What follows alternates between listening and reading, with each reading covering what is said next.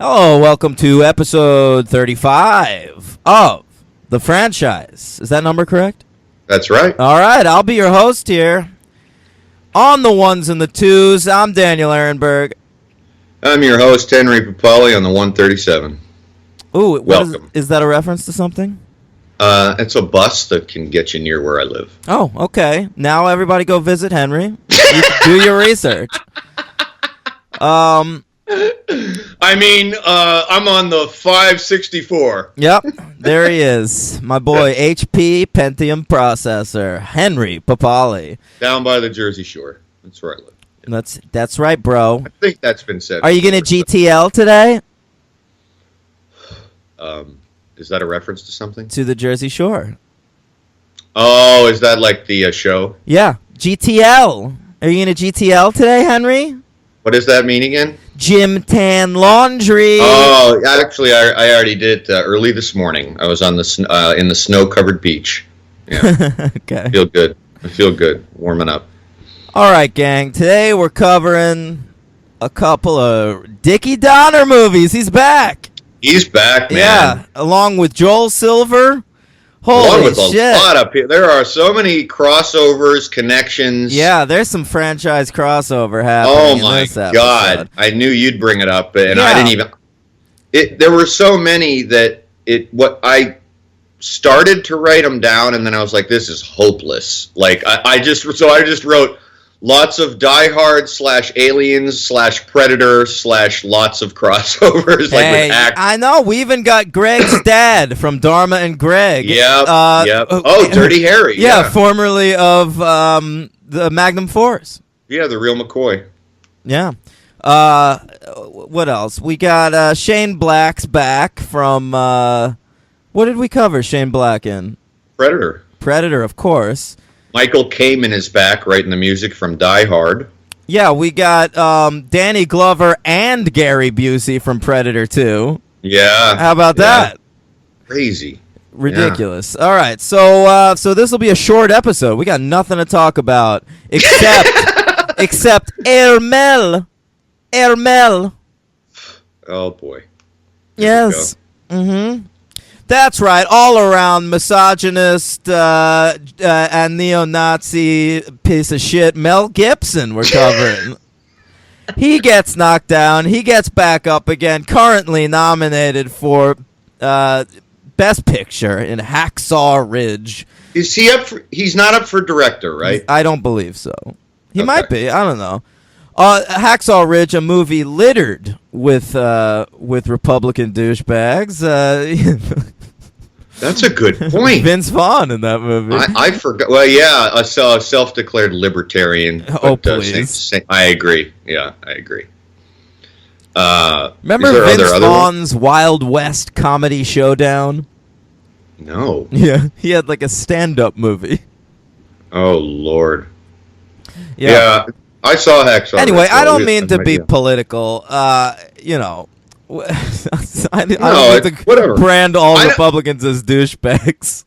No, I will. All right, it's a tough climate out there. Yeah, if you don't want to, I will. I don't care. Sorry, Christian Toto. We are the media, and the media is one-sided.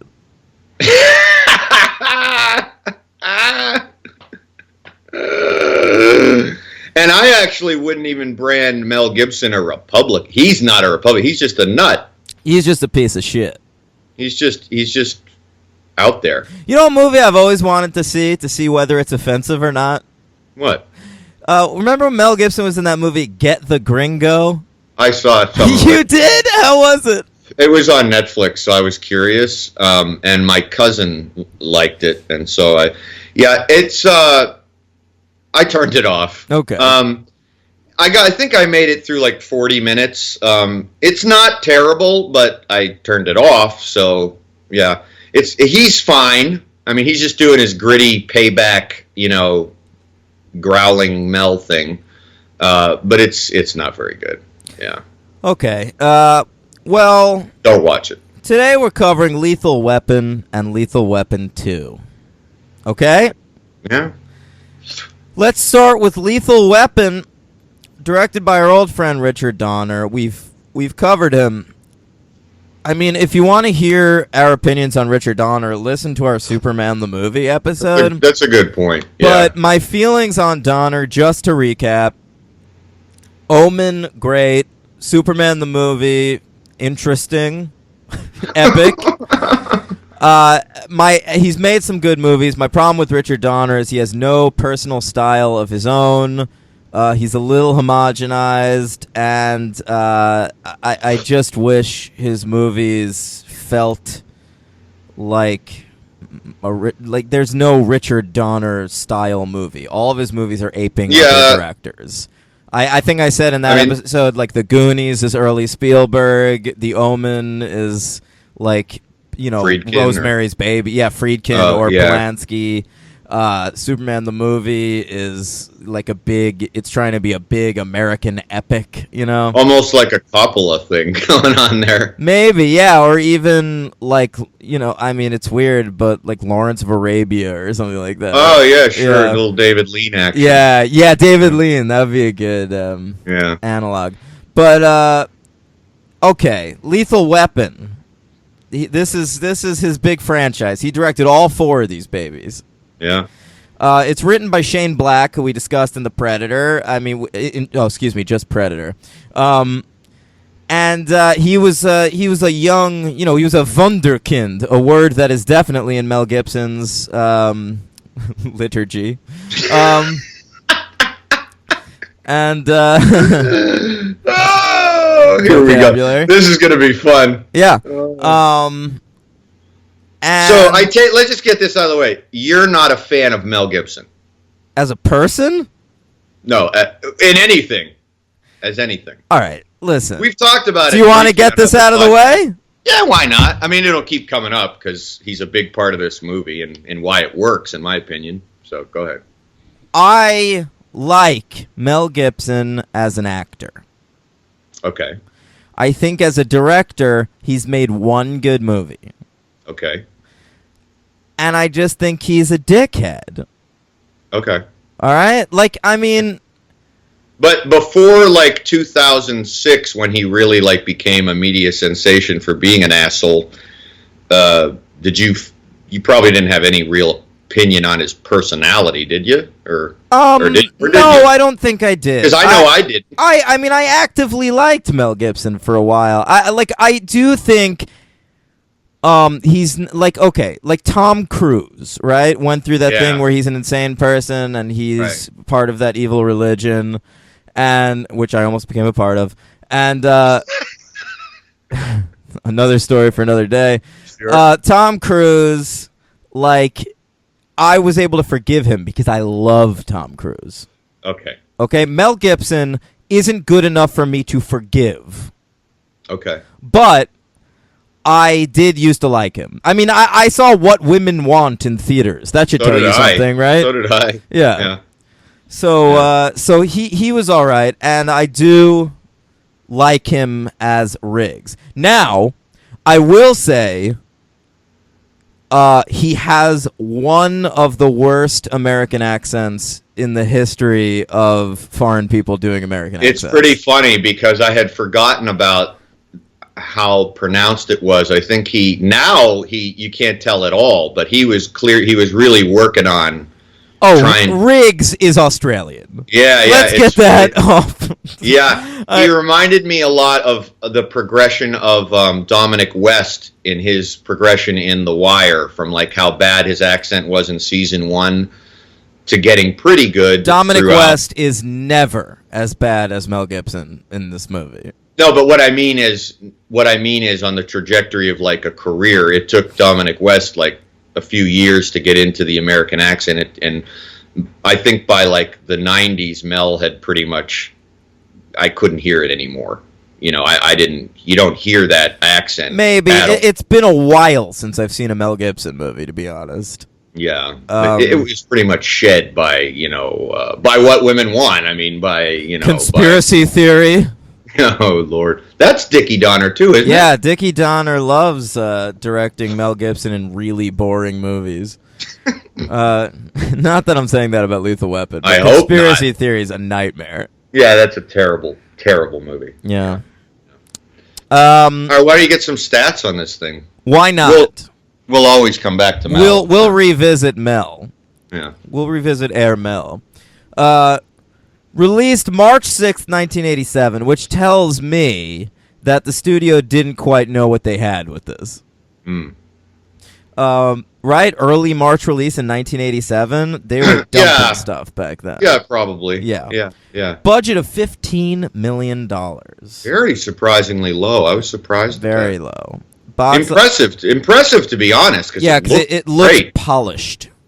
Oh, yeah. Well, and that's where Richard Donner's great, because he is a technician. He really is. You're right. He just has no style. Well, that's your thing. We've talked about that. That never really bothers me. But I think one of the reasons for that is, too, I was curious about his DP, Steven Goldblatt. Oh, a Jew. Okay. A South African Jewish fellow. Oh, did he do Lethal Weapon 2? Yes, he did. He did? You think he was okay with the South Africans being the villains in that movie? Well, I know I was. That was I love that. But anyway, we'll get to that. We're not there yet. But he shot a lot of movies. Can I just read you some of them? Why not? Yeah. A lot of movies that aren't necessarily great movies, but movies that I remember as looking very, very good. The Cotton Club. Okay. Coppola's The Cotton Club. Okay, well, Joe versus the Volcano, I love. But I love that movie, too. I never thought of it as, the cinematography or anything. Well, part of that is that John Patrick Shanley should never direct. He's a great writer. That's a good point. Mm-hmm. I may have overstepped my praise here. Looking at this thing. Okay, all right. He shot one of my favorite movies, a total Henry nerd out movie, Path to War, that HBO movie. You do love that movie. I do. Henry's the only person in the world that owns Path to War on DVD. Probably. Yeah. I don't even know if who would own that? Yeah. I don't know. He's done a couple of Mike Nichols movies that I really love. He did Closer. Ooh, he shot that ass. Charlie Wilson's War. Good movie, underrated. I'm done. Okay. Because he's done a lot of other movies, but they're really not. He's worked with some reputable filmmakers. Yeah, exactly. Like he shot some movies that are, I never saw Percy Jackson. Oh, we should cover those. Aren't there two of those? I don't know. That sounds like it. I think so. He's still very much working. He did The Intern, The Help. Oh, he's worked with that Nancy Myers, huh? Ooh, he shot Rent. Ouch. Chris Columbus, our old friend. 1492 Productions. Boy. All right, yeah, I'm done with Steven Goldblatt. Okay, yeah, that's fine. But he shot the first two Lethal Weapon movies. Look, the guy's pretty. He knows how to shoot a movie. Let's say that. I think it's a good-looking movie. Yeah, yeah. He can shoot a movie. Just don't shoot a needle like they do in Rent. And it's edited by another crossover guy. Oh, Raja Gosnell? Stuart Baird, who worked with Donner on Superman. Oh, he must just be a Donner regular, huh? And Die Hard 2. Oh. And Superman 2. Okay. Yeah. And he directed... The editor of this movie directed U.S. Marshals. Oh, that's right. Yeah. He's directed like 3 movies. I think he directed like Executive Decision, maybe. Yes. Yeah. We've covered Stuart Baird. And he was the assistant to the director. And I only mention this because we'll never talk about this movie, but I'd call it a masterpiece. It's a movie called If with Malcolm McDowell. Did you ever see that movie? I have seen that movie. Remember when we used to do our top 10 lists for every year? Yeah. I believe that was on my top 10 list 69? for that year. Yeah. Mm-hmm. Lindsay Anderson directed that, of Oh Lucky Man. Oh, look at you.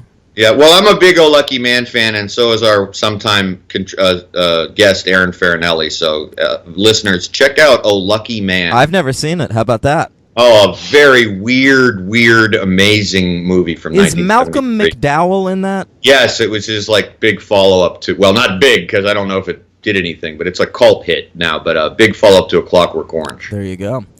All right. Budget of $15 million. We said box office $120, so it's a hit. Wow. Yeah. Number 9 in box office for 1987. I have the top 8. Ooh. All right. This is going to be real fun. Okay. We're in my wheelhouse. Let me give a couple of guesses without hints. Okay. 1987. In the top 8, I'm going to say, well, right off the top of my head, I got Top 8. It's just like MySpace. All right, what do you got? Beverly Hills Cop 2. That is number 3. Ooh. Okay. There's no Indiana Jones. There's no Rocky 4, I don't think, that year. No. Give me some hints. Go ahead. Number 8. It's an action comedy. It had a sequel. We could cover it someday. Is it the first of the Yes. hint? A little more? Only 2 in the series. Features a brat packer. Oh, Stakeout? That is correct. Holy shit! That's Wow, very that was impressive. You got Stakeout. Because I thought of Emilio Estevez. Wow. Yeah. Okay. All right. Number 7. A Michael J. Fox film that I always thought was a failure, but I guess made money. Secret of My Success. That is correct. Yes. All right. All right. Number 6. A movie featuring my least favorite actor. Kevin Costner. Oh, yes. 87. Oh, I love it. The Untouchables. Correct. Great movie. All right. Number 5. A movie I think is great. But I don't. I don't know. You might. Starring a singer. It's also got one of my favorite people that should have stayed a character actor but became a movie star. I need a little bit more than this. Okay. A singer. There's a wooden hand featured in this film. A wooden hand. Yes. It's very weird, but it's also a lovely romantic comedy. I don't know. It's Moonstruck.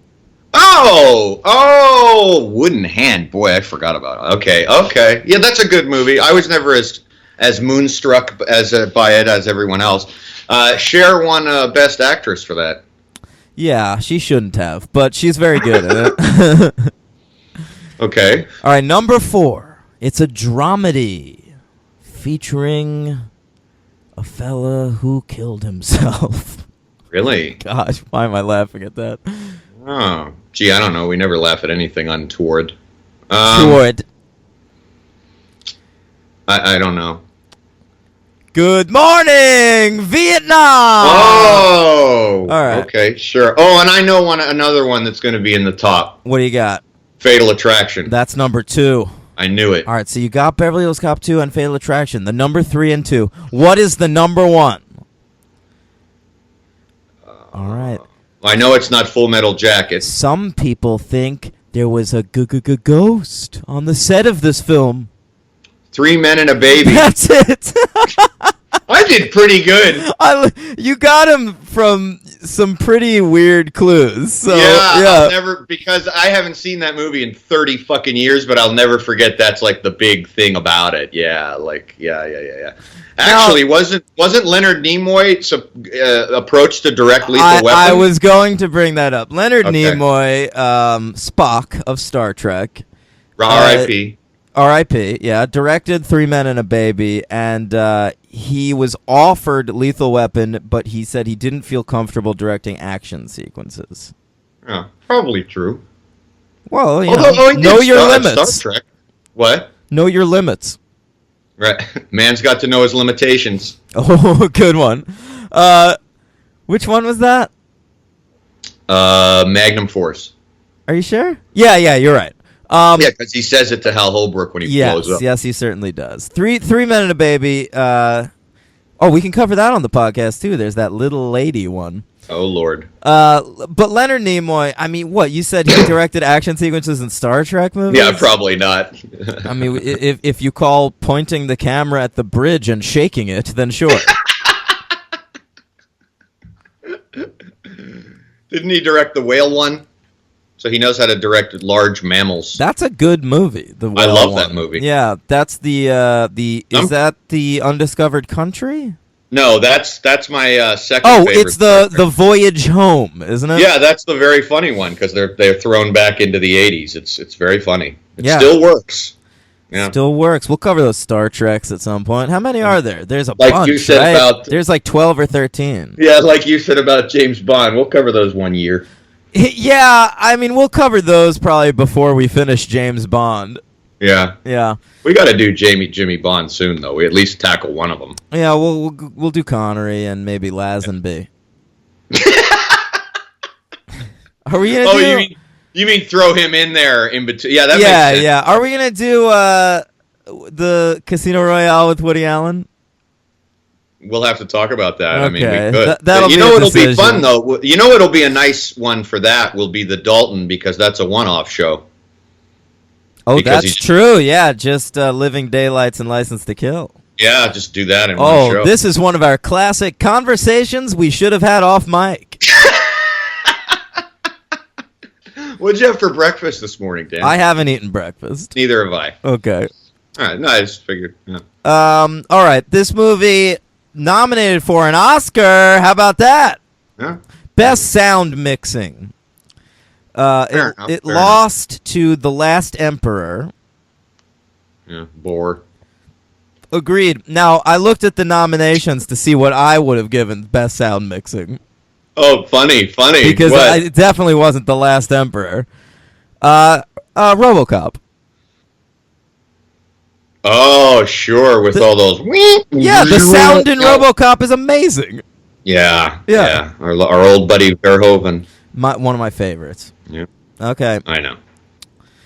What do you mean you know? He's made so many great movies. I know you're not a I Starship didn't Troopers mean, guy. I didn't mean that sarcastically. Okay, I didn't mean that okay. sarcastically.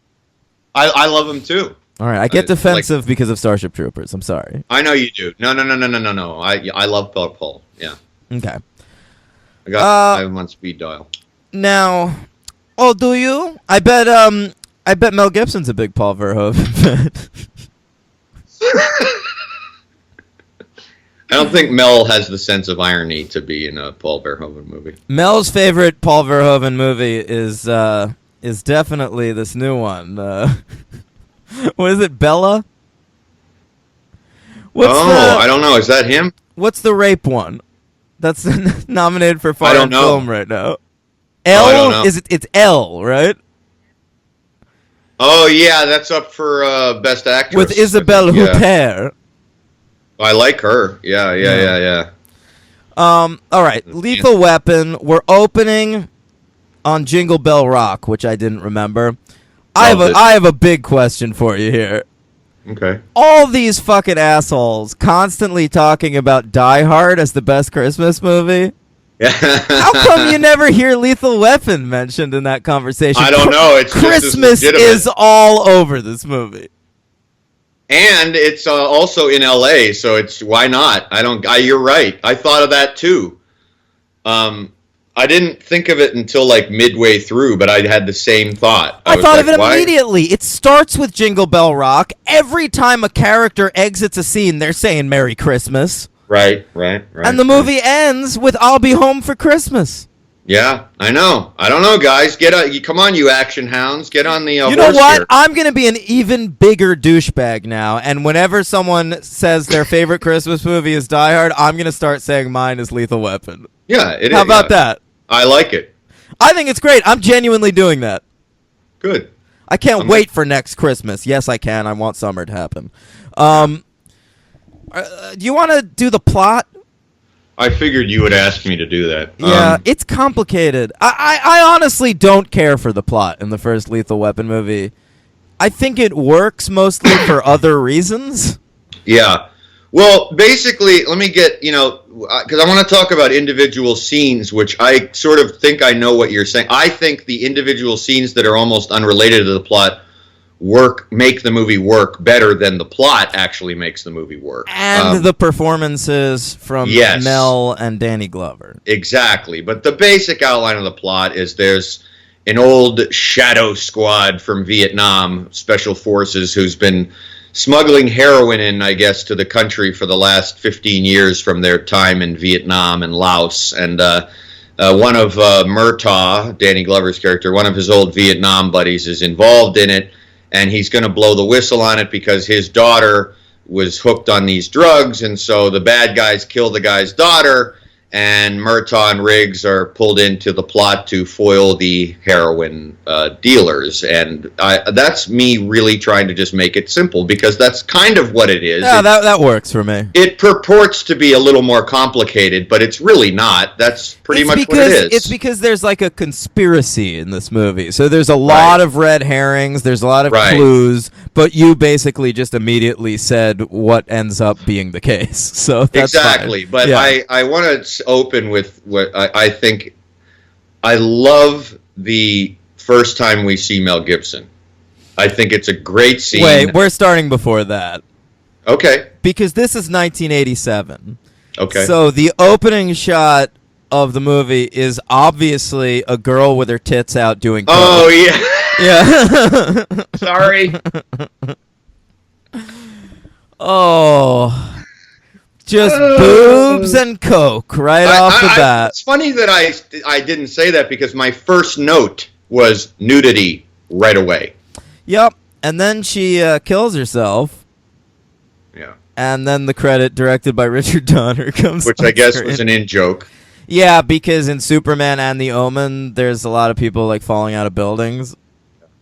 I don't know. That made 4 people chuckle in 1987. It made Richard Donner chuckle, and it made Lauren Schuler Donner chuckle, and exactly. That's it. Yeah.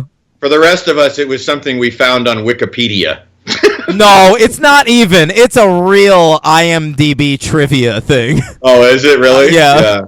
It was on Wikipedia too. Oh, okay. Yeah.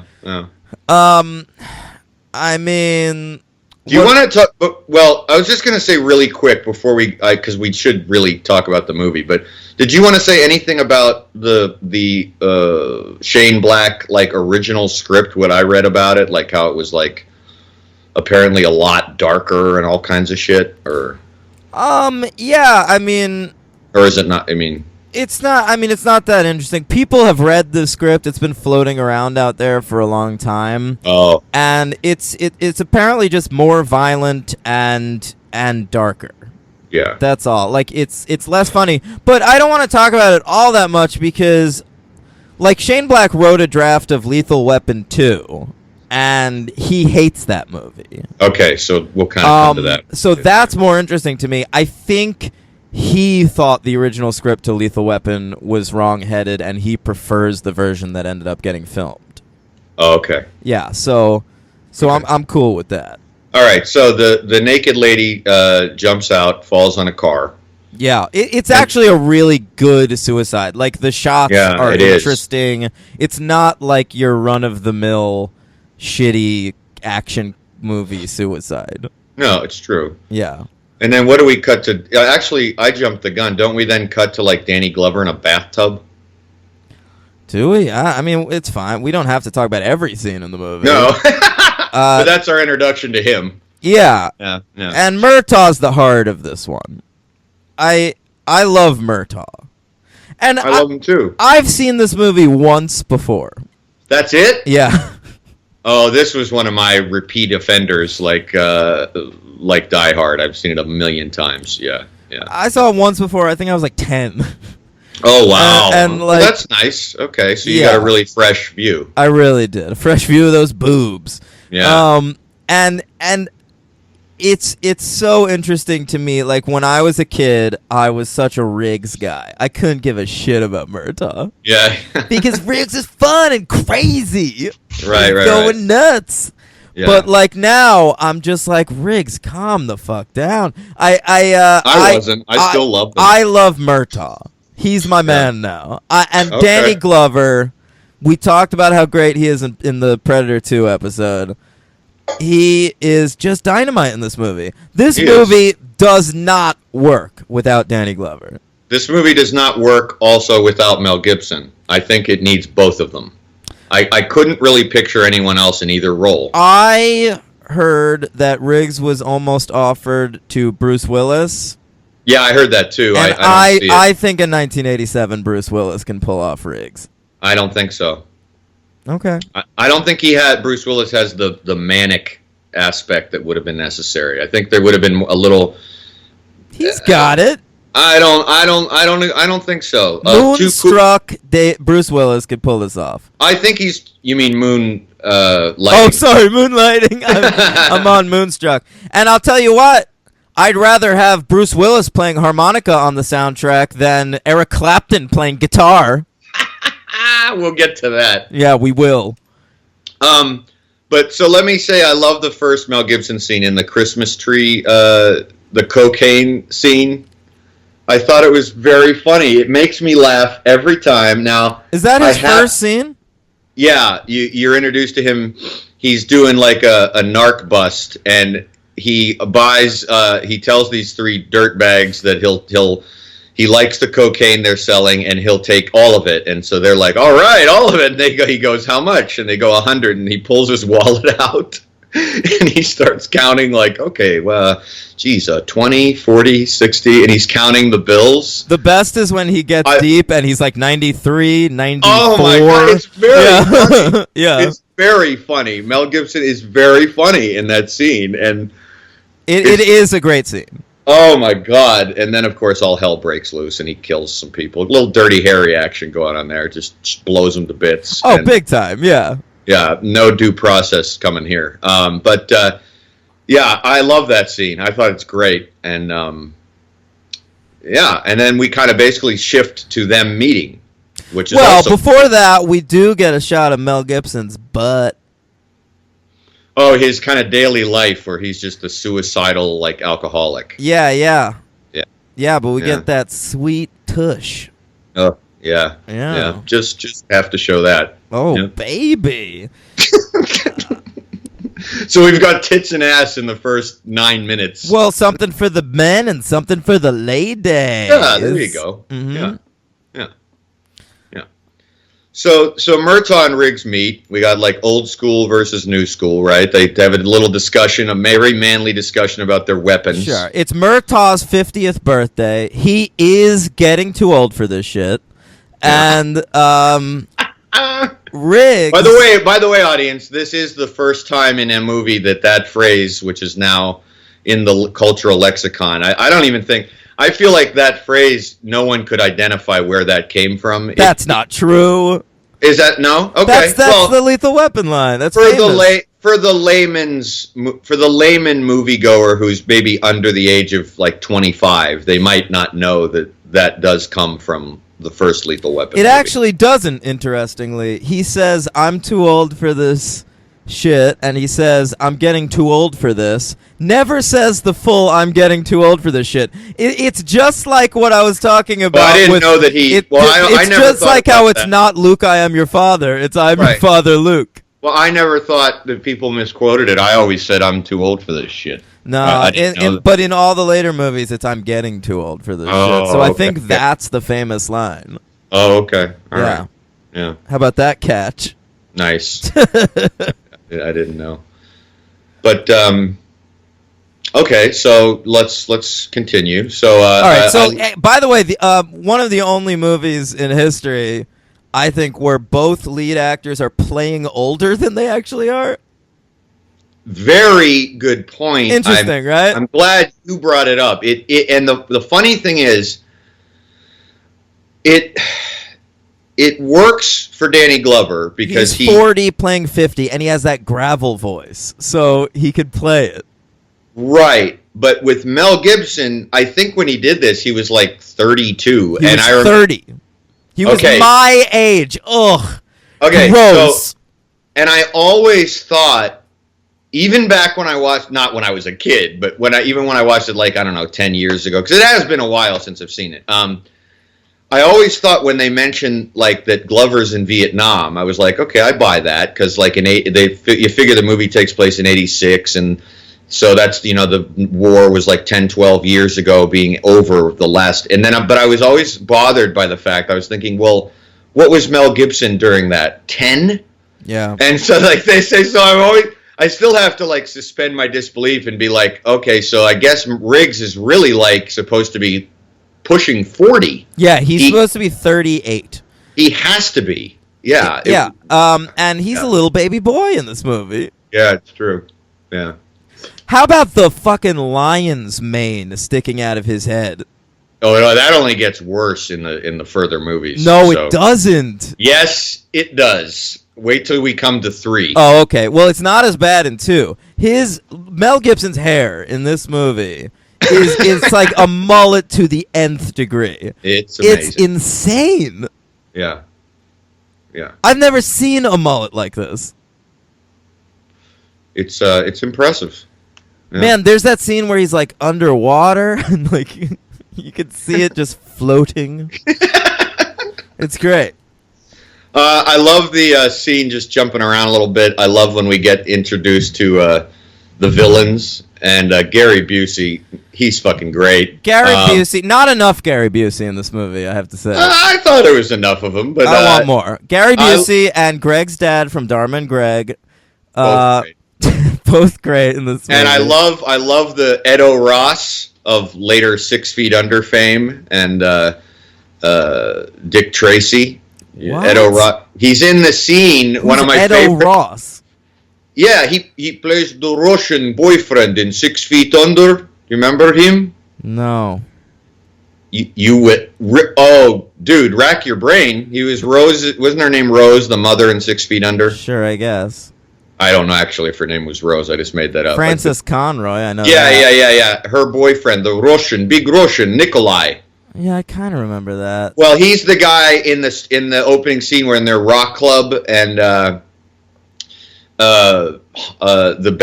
general is demonstrating his soldiers' loyalty and he holds the lighter to Gary Busey's arm. Oh yeah. And it's Edo Ross is the guy doing the deal with them and he's like, "Where'd you find these guys? Fucking psychos or us?" Who does Makes he me play laugh. in Dick Makes Tracy? me laugh. He plays Itchy, one of the villains. Itchy. Oh god, I love the Dick Tracy villains. So do I. Yeah. Mumbles. Yep. What's the prune face? Yeah. The scariest one to me was always No Face. The guy who just didn't have a face. Madonna. Holy shit. What? That's Madonna. We've had this conversation on the podcast before. Oh, that turns out to be Madonna? Yeah, the blank character. Yeah. Man, I gotta see that again. There's a lot of scary looking characters in that. It's really good. But anyway, I thought Edo Ross was really good in that little role. I thought it was very funny, and it's just great. And I just think everything in this movie, all the villains work. It's just really good. How about the talking the guy down from the building? That's a pretty big Mel Gibson showpiece. Did you like that? Yeah, it was good. He jumps off the roof. Yeah. I always wondered in that scene. What's so funny? It's like it's kind of a MacGuffin because he gets up there to talk the guy down, and I still always wonder, like, did nobody know that the trampoline was already under there? Yeah, I know, because everyone looks super scared. I mean, that's Richard Donner not thinking about reality. That's what I don't like about Richard Donner. He plays the laugh even though it doesn't count. Like even if like it's like it betrays the actual reality of the scene. Yeah, it's kind of like, well, okay, he's not so crazy. He knew there was a trampoline under there, and obviously so did the suicide jumper. So, but so anyway, why is everyone so freaked out? Right, but it's still a funny scene. Reminded me a lot of the scene in the is it the first Dirty Harry movie? Yeah. I thought of that too. Yeah. Let's talk about my man Murtaugh. Okay. All right. I guess I'll handle the Mel scenes. You handle your favorite Murtaugh scenes. Fine. I love them too. But fine. Yeah. My favorite Murtaugh scene is he and Mel drinking in that, what are they in, like a little boat, yeah, and the daughter comes to see if she can hang out with this dude and Murtaugh's like, oh, the guy with the dimples, the pits, is it the guy with the pits in his cheeks, yeah, he says when he smiles I could see through his head. That is a great Shane Black line, and Danny Glover is hilarious, and it's a great like male bonding scene. Like the movie pulls that off very well. Like it's very good writing. Like I think today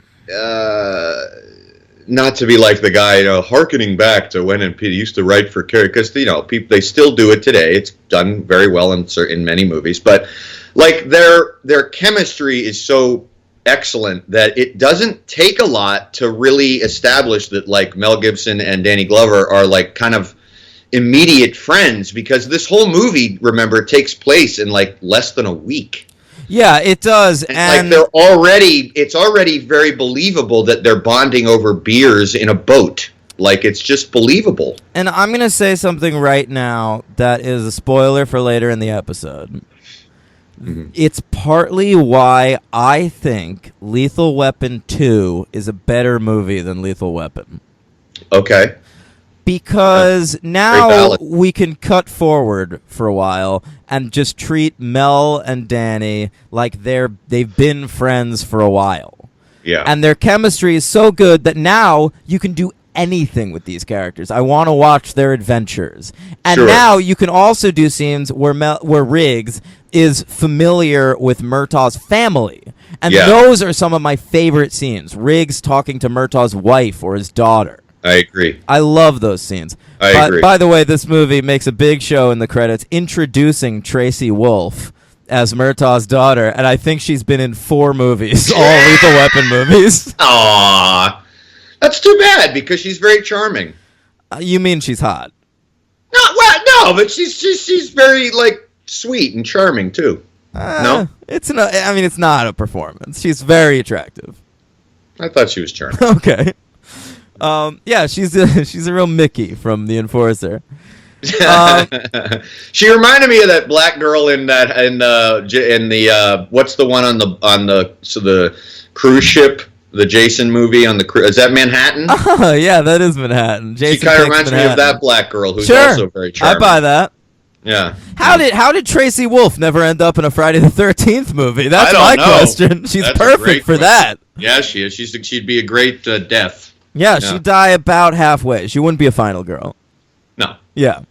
She's black, obviously. Yeah, she's not gonna make it point. To the end of the movie. Good point. Yeah.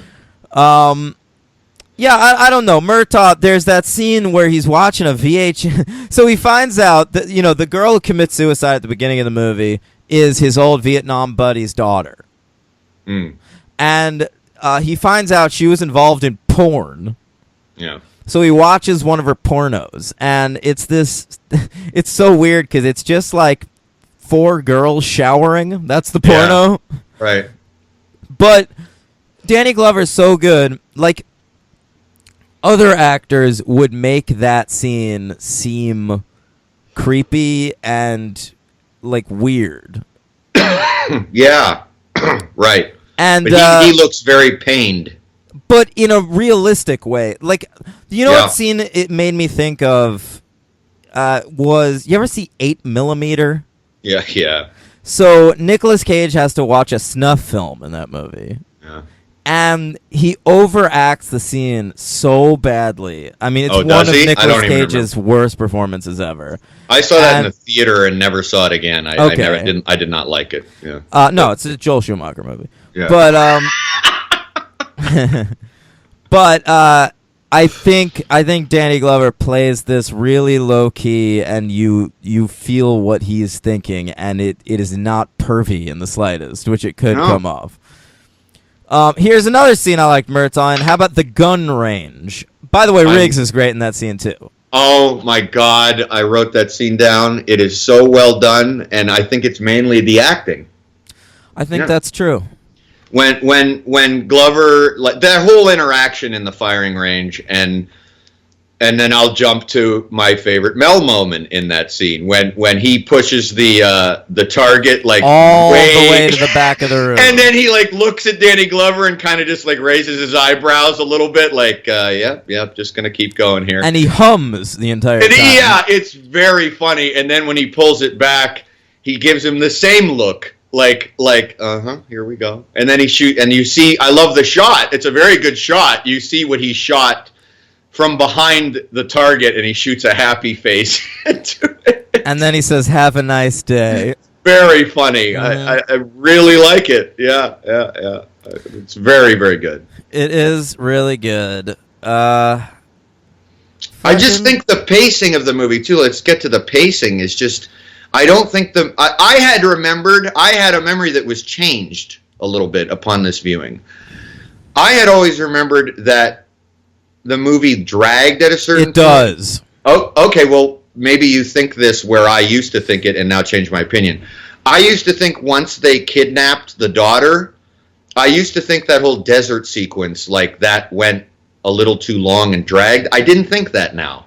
I thought it worked. That's not where I felt it dragged. Oh, where did you think? I felt it dragged when Murtaugh and Riggs finally find out the truth about the conspiracy, and then the daughter getting kidnapped, and then Mel getting shot.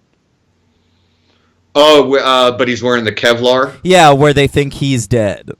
Oh, okay. That whole sequence goes on too long for me. I mean, them, when they're interrogating that group of kids, that seems too long. You mean when Mel says, "Get off me, what are you, a fag?" I didn't notice that. You didn't? No, I missed it. There are two homophobic comments in the movie that I thought were funny, and I must have been writing down my note in that scene because I found it hilarious and very of its time that Danny Glover at one point says, "Oh, you're 6 years old. I bet you like GoBots." No. By the way, Danny Glover, everyone knows no one liked GoBots. Transformers were where it was at. I think I had some GoBots, but I had 1,000 Transformers. Of course, they're the poor man's. It was like in the 90s. If you couldn't afford Power Rangers, you got VR Troopers. I was too old. That's after your time. Yeah. All right, go ahead.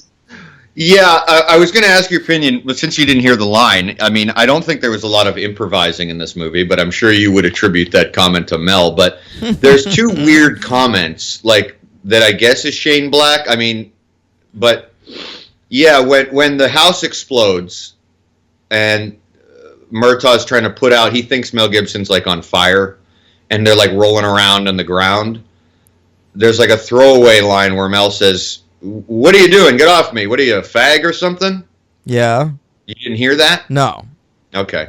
And then when they're at the firing range, before the funny stuff, Glover's explaining who he thinks was in bed with the prostitute, with the daughter. He goes, "We were thinking it was a man, but what if it's a woman?" And Mel goes, "Oh, well, it's possible. It's disgusting, but okay." Oh, I didn't notice that either. Yeah, like the thought of two women being together was disgusting to Riggs. That seems out of character for Riggs. Yeah, it does. That must be an improv. I don't know. Yeah, you didn't hear that one either, huh? No, I don't know. I gotta say, there is a weird runner in this movie thematically about men of the 80s. You're right. His Murtaugh's partner talking about like crying and stuff like that. Yeah, like men of the 80s are pussies because they show their emotions. Yeah, very odd. I don't know where that came from. That comes up a few times. Does that come from like Joel Silver Insecurity? I mean, his casting couch wasn't getting enough viewing. Oh, are you kidding me? For Lethal Weapon, his casting couch was full. They had to spray Purell on that casting couch every 5 minutes.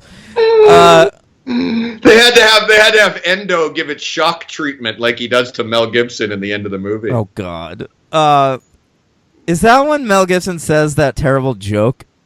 Another kind of he says, "Who's the chin?" That's not what I was thinking. Mm-hmm.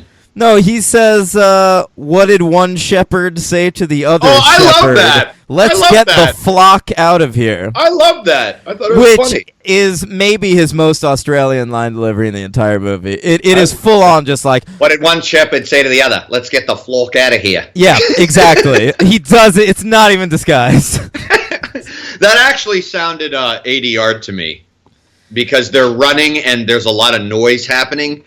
And it was really rushed. It didn't even seem to which makes it even worse if he went back and said it.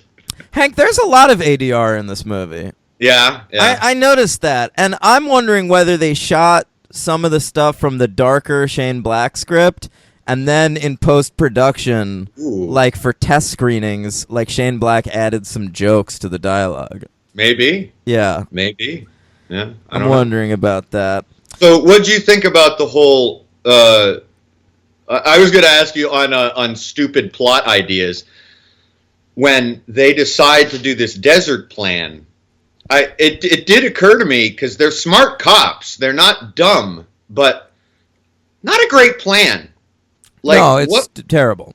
Yeah, like I love the idea of of the coming back of Riggs being a great sniper. Like it's mentioned early. There's great stuff in this movie, folks, about like that Shane Black does, where he inserts little trinkets of things in the beginning that you think are insignificant. Yeah, but then even the come back. dimples, even that throwaway joke about dimples comes back because that boyfriend ends up getting killed, and that's how they find out Murtaugh's daughter got kidnapped. Right, and I didn't remember that, and I was like, geez, poor boyfriend, that's rough. Yeah, totally. But yeah, so Mel Gibson's character Riggs comes back with the sniper, and so that comes back, but it didn't make sense to me spatially. It was kind of one of those leaping off the buildings with the trampoline moments where they go to the desert for the rendezvous to exchange Murtaugh for his daughter, and Riggs is going to just pick these guys off, and it seems like they're in this vast expanse of desert, and which is fine because Riggs can hit a guy from 1,000 yards, as we learn. Yeah, he does have a sniper rifle in that scene. Some of the artillery that Murtaugh and Riggs are rocking in this movie, I have no idea how they got a hold of. Well, probably that's a holdover from his Vietnam days. I didn't, but that's a good point. I don't know if that's a police issue. LAPD sniper rifle. Yeah.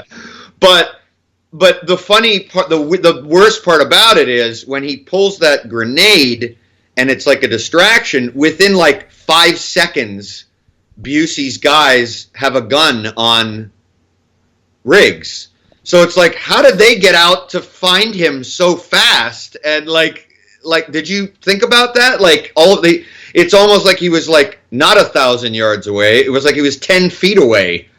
Yeah, so it was just very I strange. didn't think about it. I enjoyed that action sequence though. I gotta tell you, So did I. I liked the look of it. Because I don't know where they shot, but it looked like a western. Like it looked like it was Monument Valley or something. They listed where they shot that, but yeah.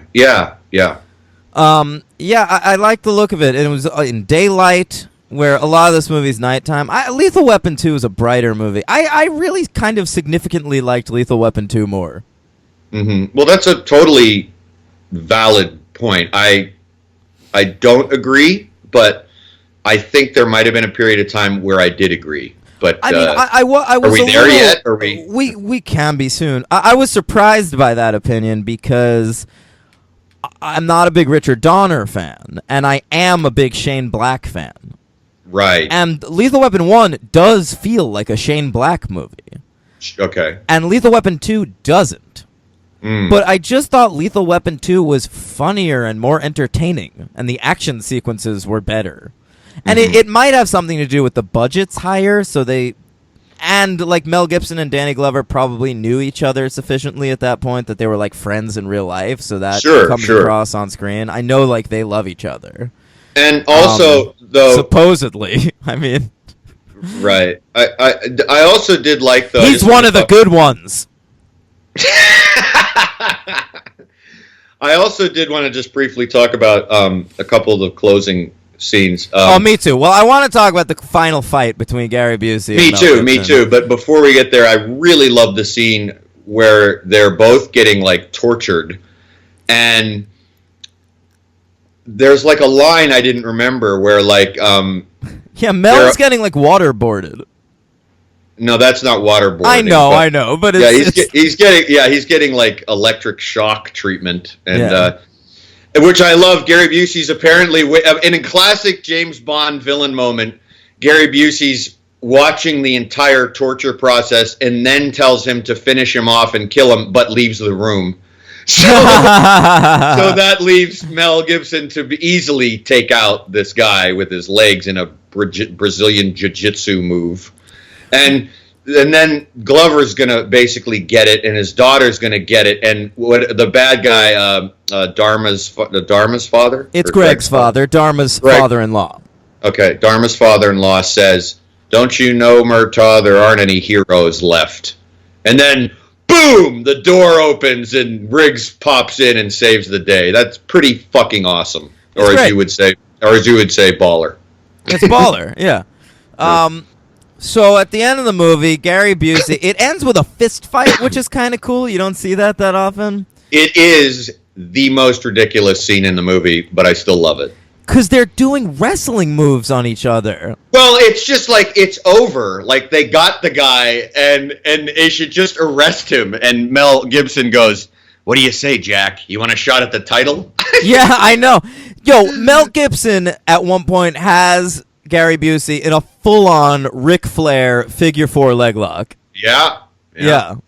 It's ridiculous. Well, that's why I said the Brazilian Jiu-Jitsu, because I read that him and Busey studied that a little bit. Well, a capoeira? Yeah, all that shit. Yeah. And it's a great sequence. You got the fire hydrant at nighttime. You've got essentially a wrestling audience watching. Yeah, you've got possibly my favorite moment in the movie when Gary Busey, it just goes full Busey for a second and goes, "Oh, yeah. Goddamn Christmas!"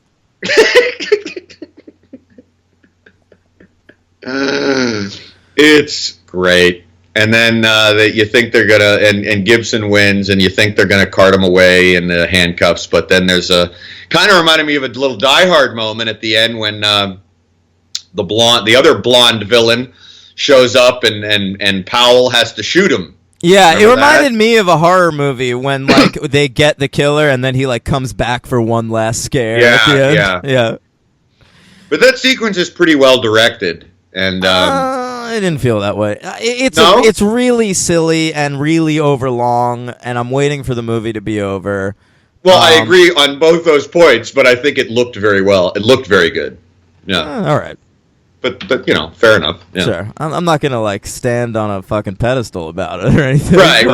I'm not going to fall on my sword. Yeah, right. But anyway, that's Lethal Weapon. Let's wrap up Lethal Weapon 1. Okay. I'm going to give it 4. Okay. Yeah. I almost gave it 3, but it's a good movie. It's very good. I had a nice little revelation during this movie where I've always, this just like off camera, I've kind of always said that like Die Hard, Predator, and Alien are like Aliens, the whole, not the whole franchises, but the parts of them are like my 3 like trilogy of great action movies, and I never really included Lethal Weapon, and I don't know why, because it is. I fucking love this movie. Okay. I love it. Like, I knew I liked it, but I really didn't feel like it stepped wrong.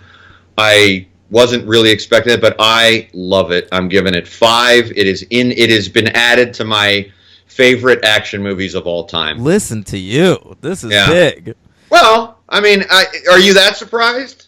No, but I guess I'm surprised that it's a change. Like, yeah. I thought you'd give this a 5, and I'm surprised that it surprised you. Yeah, I was too. Yeah. Okay. MVP. I know what's going to happen here. Yeah, I think I do too, but this was tough because I had a 3-way tie, and then I just went for the controversial one. You're going with Mel Gibson. I am. I have to, because I really think he's just great in it. And like you thought about Bruce Willis in the first Die Hard, I feel like this about Mel Gibson in the first Lethal Weapon. I think it's just like a standout, awesome performance, and I don't think the movie would work without him. I was very close to giving it to Shane Black. I was too. And I almost gave it to Richard Donner just for directing a really solid action movie, but it was really going to be between Shane Black and Danny Glover was coming close too. I got to tell you, it was tough. It was very tough, but I had to go with Mel Gibson because I'll probably never have the opportunity to give him anything ever again. So. Has he never been in another franchise? Well, he's in The Expendables, but oh, that's right. yeah, and he's actually very good. But I haven't seen his Expendables movie. I actually only saw the one he is in. I didn't see the first two. Weirdly, I've only seen the first one, but I enjoyed it. But anyway, he's my MVP. Can I say yours is obviously going to be Danny Glover? Obviously. Okay. I thought you might give it to Shane Black, but I was close, but it's Danny Glover. My LVP will bring up a nice quick tie-in, which we can continue over into the second one because we didn't get to talk about it. My LVP is going to be, even though I thought in many places the music was excellent, I'm going to go with, I'm going to single out David Sanborn. I thought he doesn't show up till the second one. No, baby. Anytime Murtaugh is in a sequence, that saxophone is some sweet David Sanborn. Oh, baby. Where does he come from? Riggs gets the guitar, and Murtaugh gets the sax.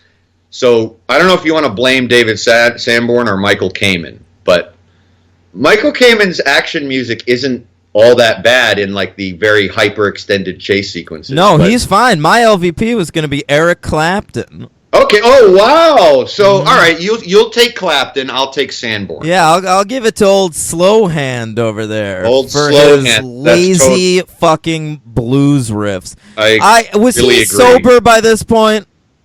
87. I don't know, man. He went in and out of those periods. Probably he was. Oh, God. I mean, it is that. I mean, picture Eric Clapton at his Unplugged performance. He's got that boring brown hair, that boring goatee, those boring Harry Potter glasses. Just fuck this guy. I mean, he's so generic. So bad. Generic Clapton. That's what my friend Josh used to call him. I like that. Yeah. Fucking, I've always hated Eric Clapton. And this is just the nadir of his laziness. I completely agree. Mike Clapton is Cream. I love Cream. I don't like them either. Really? Yeah. Oh, I strongly Clapton disagree sucks. with that. I think man. Cream is one of the best bands ever, but I'm with you pretty much on everything else Eric Clapton ever did. So he sucks. I mean, David Sanborn, on the other hand, is awful. Now, you asked me what's his story. David Sanborn is an American alto saxophonist who is known for elevator music. You ever been in a dentist's office just kind of waiting to get going? You're hearing David Sanborn. Yeah. He's smooth jazz, my friend. Yeah, he is the epitome of smooth fucking jazz. So whatever your feelings on Clapton might be, please, there's no comparison between the musicianship. I mean... Oh, Clapton. I mean, the guitar in this movie, it sounded like the score of Ace Ventura. It's just ridiculous. I think it's funny. So you're not really going to blame Kamen. You're going to go right to Clapton. LVP to Clapton. If I was his son, I'd have thrown myself out of a window, too. Oh! Yeah, some tears in heaven there. Good. Oh, man. Yeah, he'll be in hell. I hope his son gets to live eternity without Eric Clapton. That is one of the worst songs ever recorded by a human being. Did you ever see the Mr. Show about that? I call my name. Did you ever see the Mr. Show about that? Of course, yeah. I've seen every Mr. Show. Oh, my God. Listeners, check out the Mr. Show where they're all accepting. Do you remember Eric Clapton's follow-up to Tears in Heaven? He was like, wow, I can make a lot of money with these earnest ballads. No, I don't. And then he released a song called My Father's Eyes. And, yeah, My Father's Eyes. It was horrible. I do like his acoustic version of Layla, which you can crucify me for. Happy on my knee. Oh, It was one of the first songs I ever learned on guitar because it's extremely difficult. So, anyways, throw that out there. Sucks. I love it. All right, Lethal Weapon 2. All right. Oh, wait. No, I got one superhero count. Oh, okay. One, thank God. Dixie, the hooker who's in like one sequence. Played by the great Lycia Naff. She was in an episode of the TV series The Flash from 1990. Good Lord. Okay. How'd you like that? Pretty good. That's it. All right. Lethal Weapon 2 by Richard Donner, written by Jeffrey Boehm. Yeah. Released July 7th, 1989. They know what they have now. It's the Now heart it's of time. summer. Now it's time. Now, Yeah. I wasn't able to find a budget for this movie for some reason. Me neither. Yeah, I did some Which Googling. was frustrating because I wanted to know it. So the first one's 15. I'm going to assume it's double. It's got to be. I feel like it's probably around 30, 35. Probably. I love how we're completely pulling it out of our ass. Yeah. But Probably it doesn't right. even matter because the box office is 227.9. My God. Yeah, holy yeah. fuck. This made like, $100 million more than the first one. That's amazing. Yeah. All right, so it started with a Shane Black draft, of course. That was called Play Dirty. I think we were going to do a little Dirty Harry thing where the, the titles change. Yeah. And that was supposed to be a fairly dark movie in which Riggs dies at the end. Yeah. Now, this script, Shane Black has said in interviews that he thinks it's the best thing he's ever written. Wow. And while he has auctioned off his original script for the first one, he has not let this one out of his sight because I presumably he's using ideas from it. I guess that would be the only reason because I think, I don't know anything about him personally, like you might, but I mean, if he's, it seems like, if he's a nice enough guy, you'd think he'd want his fans if they'd all want. I'm sure there's tons of people who'd love to see it and read it. But, sure.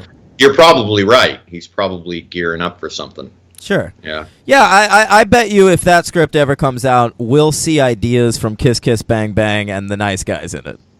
Very funny. Yeah. I'm going to see that actually, I think today, by the way. Nice Guys? Yeah. You'll enjoy it. Yeah. Jeffrey Boehm, the eventual credited writer of this movie, I actually think is a very good writer. So, the movie still works. Mm-hmm. It doesn't feel Shane Blacky because Shane Black has his own little tone. You know what I mean? Yeah. Everybody else, by the way, we should just point out really fast. Everybody else is brought back for this. The Stephen Goldblatt's back cinematography, the same editor, same director. So that we've changed screenwriters, but we've also kept your Eric Clapton, my David Sanborn. Yeah. So everybody's on board for this. Yeah. So can we talk a little about Jeffrey Boehm? Sure, please do. Yeah. Do you know much about him? No. So I read a little bit. I want to hear from you. I mean, he's more workmanlike than he's definitely a screenwriter for hire.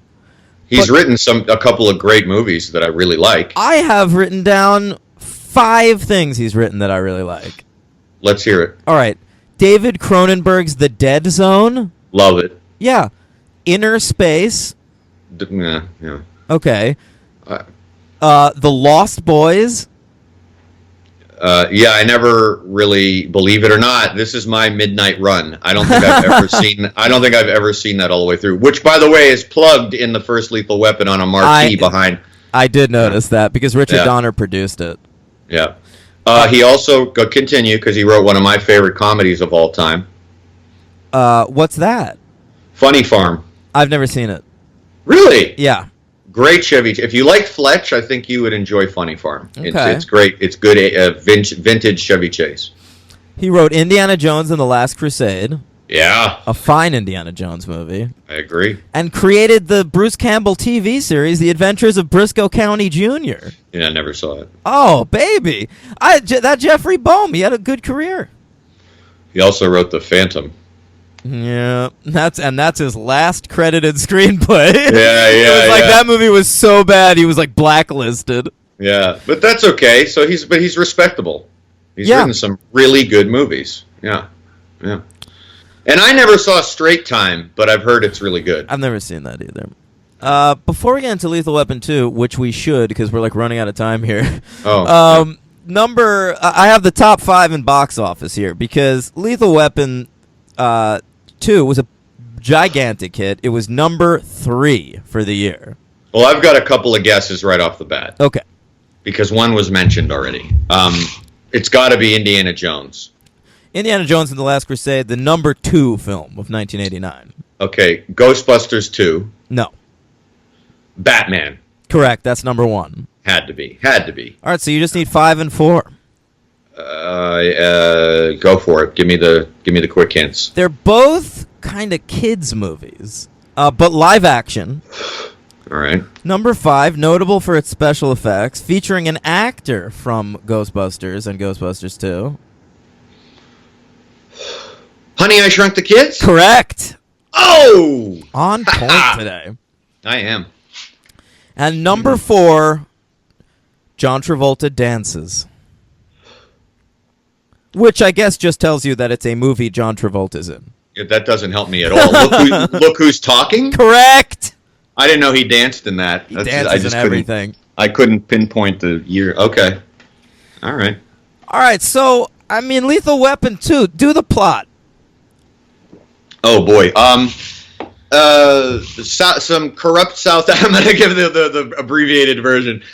Some corrupt, evil white South Africans, are there any other kind, are smuggling Krugerrands into Los Angeles, and basically money launderers, and they are basically just some evil murdering bastards, and right from the get-go they tie into the opening chase sequence, and so great car chase. Yeah, very funny car chase. No, let's not go that far. I always say car chase is never funny, and I didn't find this one funny either. But the action, I disagree. But the yes, action was fantastic. And oh, who's that in the car chase? That's right, Dean Norris from Breaking Bad, Uncle Hank, looking trim but still bald. Yeah, love it. And Mark Rolston, the very good character actor from Shawshank Redemption, who plays the evil rapist in Shawshank Redemption, and he's also in a million other things. Good catch. I saw it right away. I noticed, and he's going to get shot by the South African guy on the plastic, which leads to one of my favorite lines later in the movie, which we'll come up to. But I did think the car chase was funny because they're in Murtaugh's wife's new car. Yeah, station and he's wagon. like, "You're not gonna make it. And Mel Gibson's like, "Yeah, we're gonna make it." And then there's the nice little comic moment where he's like, "Yeah, you were right. There wasn't enough room." That was funny. Yeah, Murtaugh's wife, by the way, played by classic soul singer Darlene Love. Oh, I didn't know that's what she was. Yeah, she's amazing. I saw her live once. What is she?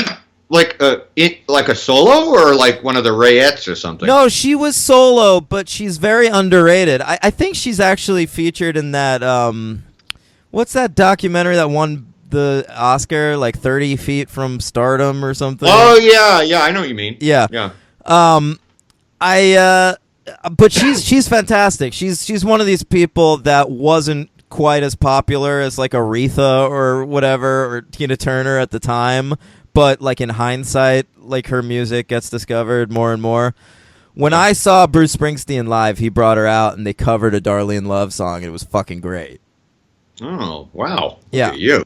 Wow. More crossovers in this, too. I swear, you would... Great segue. Go ahead. Yeah. That was horrible. Staring at your notes. I was. My eyes just hit the page. Yeah.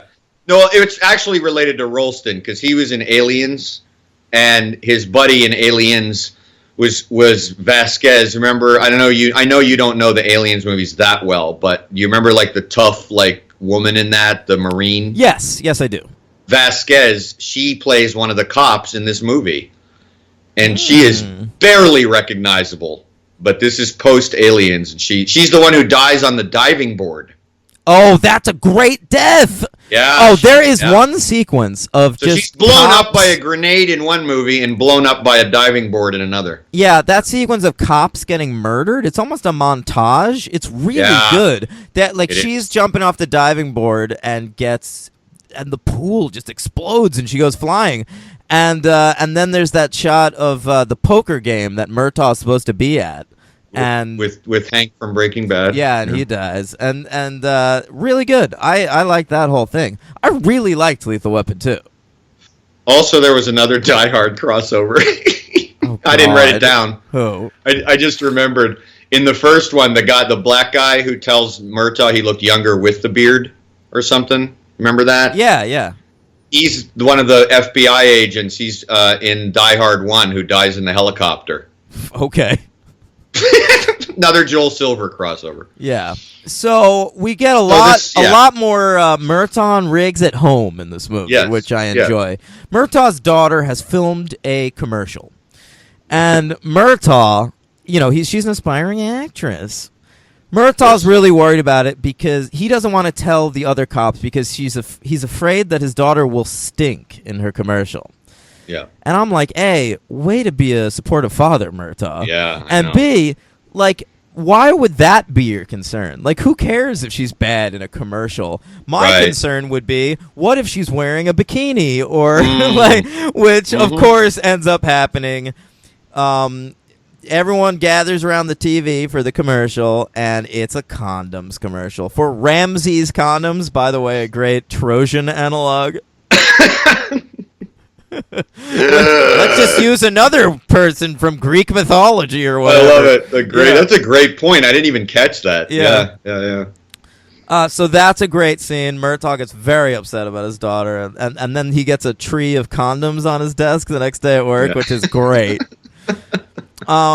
Riggs is hanging out at home. Hey, we never talked about Mel Gibson's scene in the first one where he's in his trailer and he puts a gun in his mouth and he's thinking about killing himself. It's a great scene. Mel Gibson's great in that scene. I told you. I actually read something a long time ago that Franco Zeffirelli. You read that? Yeah, I read that. I didn't read it but I remember reading it a long time ago. That's how he chose him to play Hamlet in a very good Hamlet movie, by the way, in 1990s Hamlet. That's Because right. he loved that sequence. And my favorite part of that story is picturing Franco Zeffirelli sitting down and watching Lethal Weapon. I think I have to find my Hamlet. I think I found it in this Lethal Weapon. Is it called? Yeah. Mel Gibson's a very good actor. Come on. He is. I'm saying that. He's just bad at accent so far. He still is in Lethal Weapon 2. In this movie, we see him at home watching The Three Stooges. Because Mel Gibson loves the Three Stooges. You know that's him. No, it's Richard Donner, supposedly. Oh, really? Because I know Mel Gibson loves them. Well, so does Richard Donner. They probably Bonded. Yeah. bonded. Yeah, and can I just say this? The Three Stooges aren't funny. I maybe haven't agreed with you on a single thing more than that since we've launched. You think they're funny? No, I agree. Oh, okay. It's the single, but I agree with you more strongly on that than anything you've ever said. The Three They are the most. Stooges They are suck. awful. Yeah. And if you think they're funny, I don't understand you as a person. No, you're a sociopath. If you think the Three Stooges are funnier than like Laurel and Hardy, then you're a fucking retard. Excuse me, agree. I shouldn't say that word. I was actually going to say that because I find some Laurel and Hardy funny, and I mean, come on, they're just fucking awful, and yeah, What's the I'm not Three going to. Stooges reference later in this movie?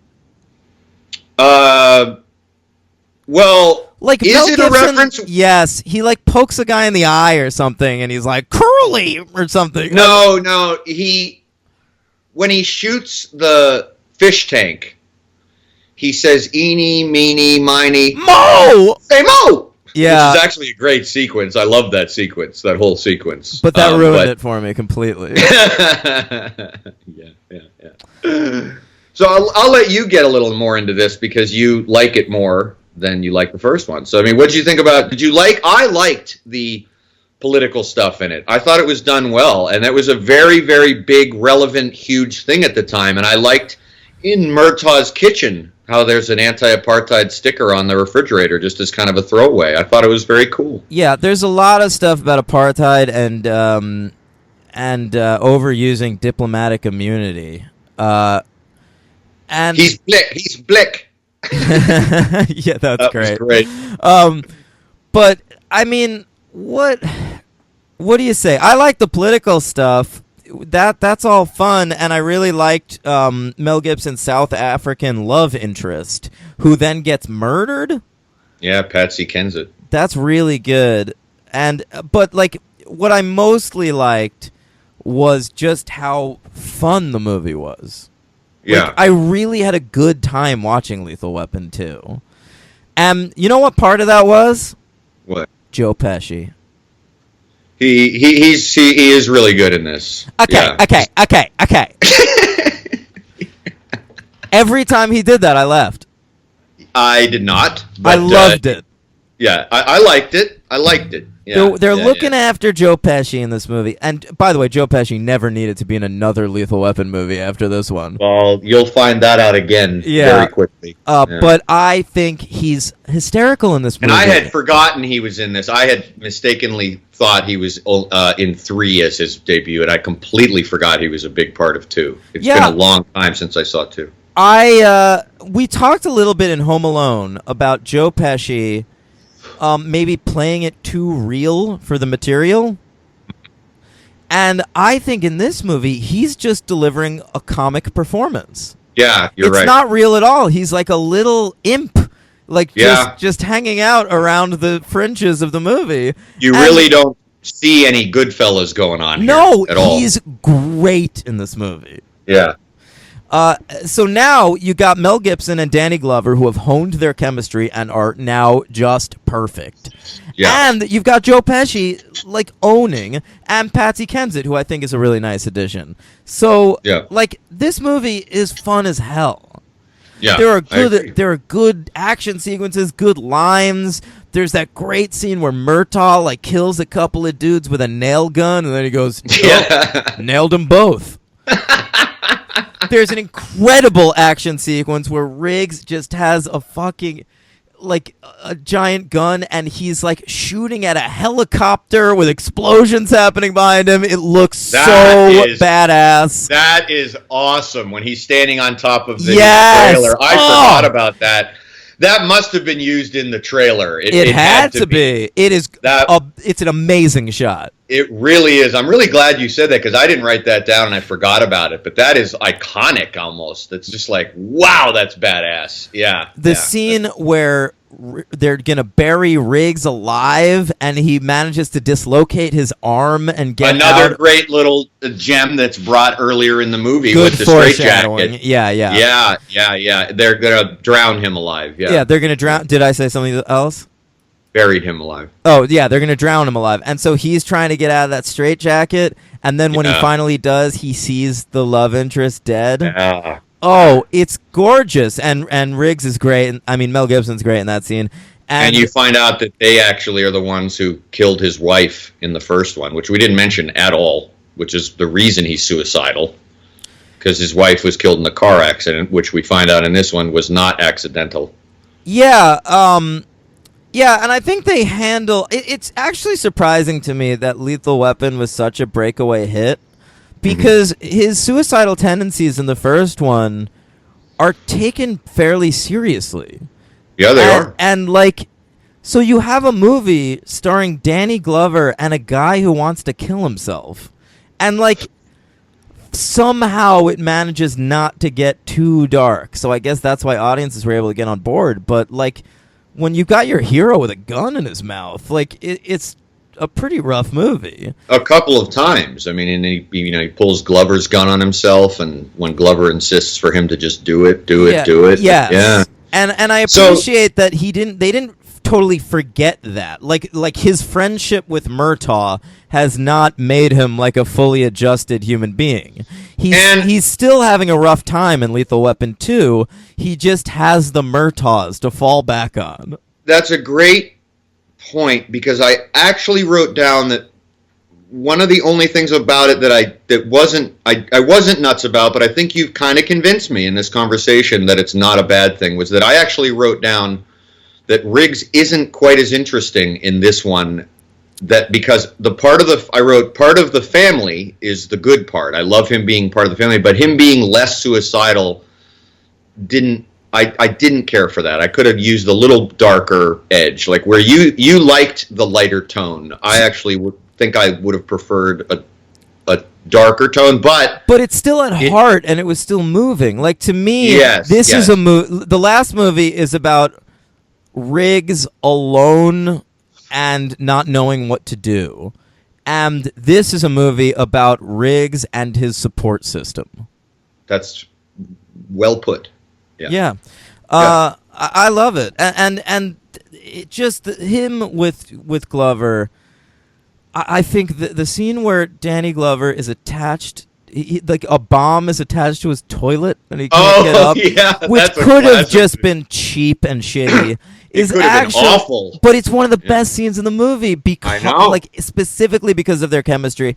And at the end of the movie, when Riggs gets shot, and I mean, in the original script he dies, but not in this. When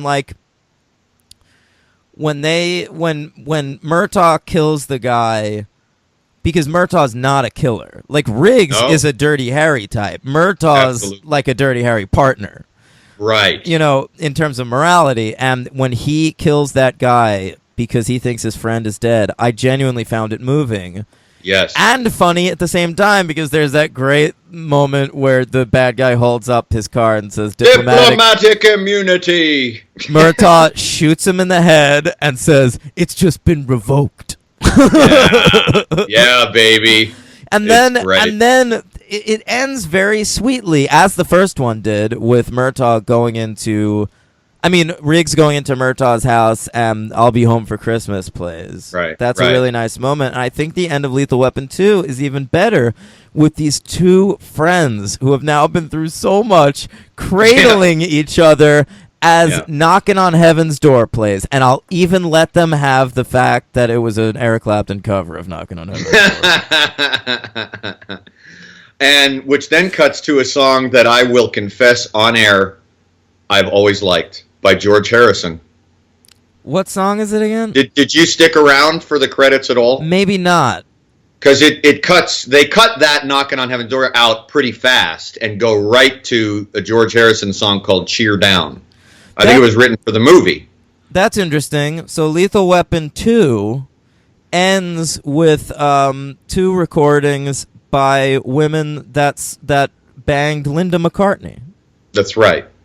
And wait, is that right? No, that can't be right. No, it's is it not? Didn't Eric Clapton stole George Harrison's wife? Is that correct? Right. Yeah. Okay. Yeah. Was it Linda? Not Linda. It wasn't Linda McCartney. No. But I always liked that song. It's a good song. I always thought George Harrison. I think a lot of people do. Was the best Beatle. Lennon is, but Lennon. But I'm not a huge McCartney guy, so Harrison's my second favorite Beatle. I don't like any of McCartney's solo material or his Wings records, and Harrison, there's like 3 or 4 great Harrison solo records, and one of those records is Cloud 9, which came out in 1989. So I don't know whether he wrote that song for this movie, but he was definitely a little bit on a creative... Give it a listen. I actually thought you might open the podcast with that song. Maybe I would have if I stuck around. Yeah, because it's a good song. But I just wanted to mention really quick a couple of just funny throwaway moments I thought were funny. First of all, we didn't even mention the villains who are just excellent, like very well cast. Would you not agree? Yeah, just smug douchebags. And I love the sequence when the main henchman fails at apprehending or killing one of them, either Murtaugh or Riggs, and he comes into the office, and the whole time the white-haired guy, I can't remember his name, who Mel Gibson, ironically, very much calls him an Aryan and says a lot of things about anti-Nazi stuff. Yeah, interesting. So that's proof that Mel's a good actor. Oh. He seems disgusted by Nazis. Anyway, his henchman's like looking around the whole time, and so the main guy is saying, "What are you doing?" And his henchman just goes, "I'm just looking to see if there's any plastic around me." Yeah. Did you catch that? Yeah, I did. I love that. Great. That was like a totally great line that really didn't even need to be there, but it's very funny. Like he's figuring, well, I guess I'll get shot next because. How about the reference to our president? Oh yeah, like this is some Trump shit. They find a giant cachet of money and they say, "We just won the Donald Trump lotto." Yeah, they sure did. How about that? They didn't know. And I'll tell you what I'll be eating this week, Hank. What's that? A sweet Subway sandwich. That's right, people. Eat fresh. Subway all over this movie. I didn't even know Subway existed in 1989. Dude, Yeah. first of all, it's the commercial that plays right before Murtaugh's Daughters commercial. Oh, I don't remember that. It's Subway. And then, Joe Pesci, he wants a Subway sandwich. He goes on a tear. Oh, baby. So they're eating those Subway sandwiches. Mm-hmm. They love them. And we got another Joel Silver anti-Japanese line in this movie. Okay. Remember that? In the very beginning, I was reminded of Die Hard. In the very beginning, in the car chase sequence, Murtaugh and Riggs say something like, "Oh well, what's the difference? The Japanese own everything anyway." Like they're talking about some piece of equipment that's faulty, and they're like, "What is this, Japanese?" And one of them says, "Oh, they own everything everywhere anyway." Silver, gold. So Joel Silver not liking those Sony machines. No. Even though he probably shot his movie on Sony cameras. How is Jan de Bont not the DP That's a on this great movie? point. How did he miss this one? Yeah. Yeah, I don't know. He was too busy shooting for Joel Schumacher. Oh, baby. All right. That's about all I got. Do you have anything else? No, I got a superhero count of 3. Okay. One of the henchmen named Becker, who I couldn't tell you who he was, but it's played by a great sitcom. Yeah, played by an actor named Kenneth Tigger. Was in the Avengers. The live-action Avengers, playing playing the old German man, whatever the fuck that is. Fine. And in Lois and Clark, he played a character named Dr. Platt.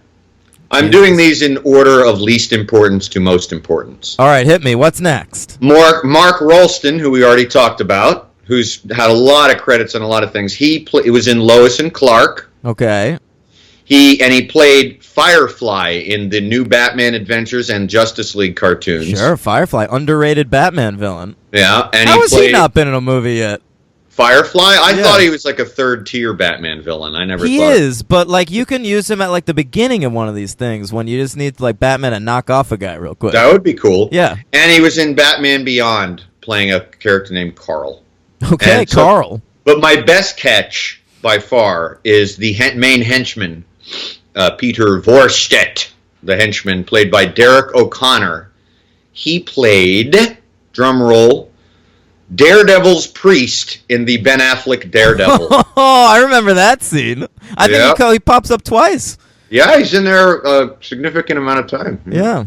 All right. DD's priest. The bad DD. Yeah, that's a scene in that movie that is stolen like word for word from a scene in Kevin Smith's run on Daredevil. Okay, right. Not from Born Again, but no. All right, not the good. Well, yeah. Kevin Smith is good too. Yeah. Well, I know, but Born Again's great. But anyway. Well, yeah. Anyway. MVP, LVP. MVP, Joe Pesci. Fair enough. I'm going with MVP with Richard Donner for pulling off one of the best sequels ever made. Oh, listen to you. Hey. Fair statement or not? I know we're going to do the rankings next week. Mm-hmm. But do you think this is better than the first Lethal Weapon? No. You don't. Okay. I do. Did you give this a 4?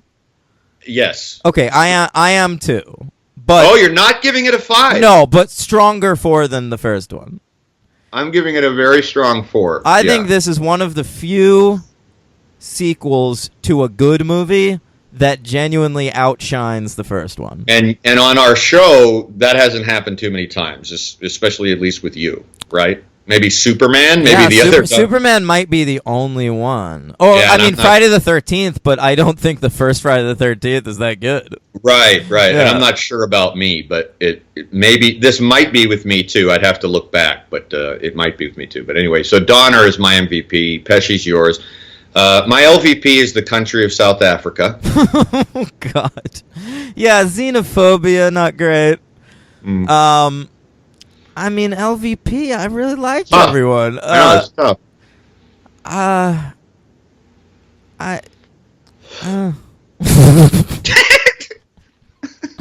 I'm really blanking, honestly. Just take mine. Go for No, the reality. I'm gonna go with one of the villains. The villains weren't strong for me, but everything else was strong enough that it didn't matter.